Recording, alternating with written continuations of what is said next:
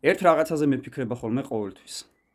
ძირითადად ეს აჭარის მაღალმთიან რაიონებს ეხება და ქვემო ქართლს, სადაც მოსახლეობის მატება არის იმასთან შედარებით, რაც სხვა დანარჩენ საქართველოს რეგიონებში და რაიონებში ხდება. ამ ორი მიმართულებით ქვემო ქართლში და აჭარის მაღალმთიან რაიონებში არის მუსულმანური მოსახლეობა. რა თქმა უნდა, ამას ცუდი გაგებით არ ვამბობ და არავის არ ეგონოს, რომ სიტყვაზე მე ვინმეს წინააღმდეგ ვარ, არა, უბრალოდ შედარებას ვაკეთებ. თუ კი აქ მიდის გამრავლება და მატება არის მოსახლეობაში. დანარჩენ ქვეყანაში რომ სიკვდილიანობამ გადააჭარბა შობადობას. ესე იგი, მარტივი მიზეზი არის ის, რომ რელიგიური მრწამსიდან გამომდინარე მატება არის მუსულმანურ მოსახლეობაში, მაგრამ ქრისტიანულ საზოგადოებაში ეს ასე არ არის. და რისი ბრალია? ვინმეს კითხვა დაუსვამს? მარტო იმაზე რომ არის საუბარი, რომ გაჭირვება, ხელშეწყობა არ არის. ანუ რა გამოდის? მუსულმანურ მოსახლეობას უწყობენ ხელს და ქრისტიანულს არა? ეს ხომ სისულელია რა, ამ ქვეყანაში ყველა ერთად ვცხოვრობთ, ყველას ერთნაირი სოციალური, ეკონომიკური პაკეტები გააჩნია, კარგია თუ ცუდია, ანუ ყველას ერთიანად გვეხება, ეს ერთი. მეორე ის, რომ რეალურად იცით რა ხდება? მათ სწავლებაში, მათ დღევანდელ მოძღვრებაში, მათი სასულიერო პირები სულ სხვანაირად მოქმედებენ. ისინი ზუსტად მათ სულიერ მდგომარეობაზე ფიქრობენ. და მართლმადიდებლურ ქართულ საზოგადოებაში რა ხდება?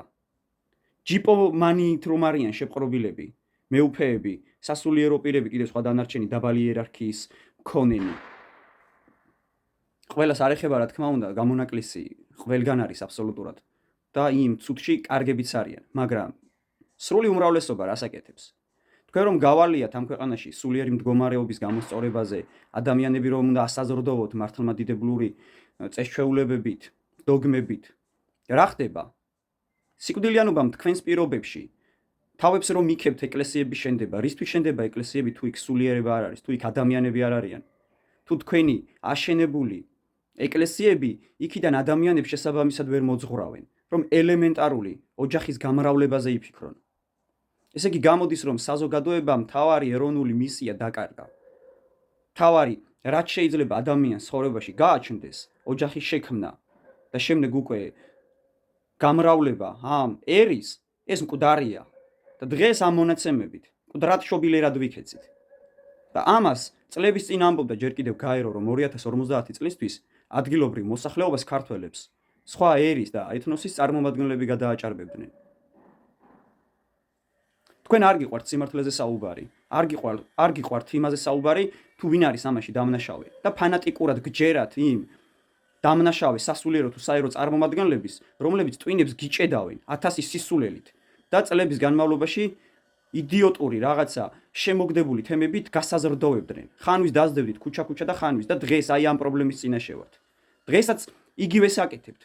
და როდესაც ჩვენ ვსაუბრობთ აქ პრობლემებზე და პირისპირ ვდგებით ყოველივე ამის წინაშე, თქვენ თითს გამოიშვერთ და სარწმუნოების მტრებად გამოგვაცხადებთ ხოლმე. მაგრამ კიდევ ერთხელ ვსვამ კითხვას. მაშინ როდესაც ქართველებს უჭირს და დღეს ეს ასია, სად არის ეკლესიის წარმომადგენლობა, რომლებიც თითქოს ქართველი ერის სულიერ გაჯანსაღებაზე ფიქრობენ. მაშინ როდესაც ქართველი კაცი გაღატაკებულია, მაშინ როცა სოფელი დაიცალა, მაშინ როცა პატარა ბავშვები სკოლაში, ბაღებში, დედების და მამების გარეშე დადიან და ბებიებს და პაპებს დაყავთ და მათი მშობლები საზღვარგარეთ არიან, სოფლებში კაცი აღარ დარჩა რომ მიცვალებული გაასვენოს. აი ამ პირობებში, როდესაც გამოდის საქართველოს ახლანდელი პატრიარქი და ამბობს, რომ თურმე ხალხმა უნდა იფიქროს სულიერებაზე, მშიერმა კაცმა რომ სულიერებაზე უნდა იფიქროს, ის არის ის ოჯახში რა მიიტანოს, ბანკის ვალი როგორ გადაიხადოს. და იმის მაგივრად, რომ ეს ხალხი ანუგეშოთ, ხელი შეუწყოთ. გამოდიხართ და თურმე სულიერებაზე უნდა იფიქროთ. თქვენ თუ ფიქრობთ პატივცემულო პატრიარქოს სულიერებაზე, როდესაც 200,000-იან ჯიპში ჩაჯდებით და დაცვა თქვენს მრევლს არ უშვებს თქვენთან, რომ ხელზე გემთხვიოთ. საზოგადოების მიერ არჩეული, საზოგადოების მიერ გამორჩეული საზოგადო თუ სასულიერო წარმომადგენლობა დღეს ქართველი ერის განადგურებაში მნიშვნელოვან როლს თამაშობს. თქვენ არც სულიერებაზე ფიქრობთ.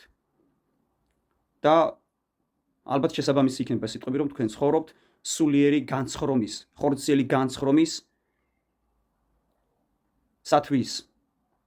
თქვენი საქმიანობა არის ანტიეროვნული, ანტიქართული, ანტიმართლმადიდებლური და ღმერთმა გადაგიხადოთ თქვენ სამაგიერო, რომელსაც თითქოს ემსახურებით.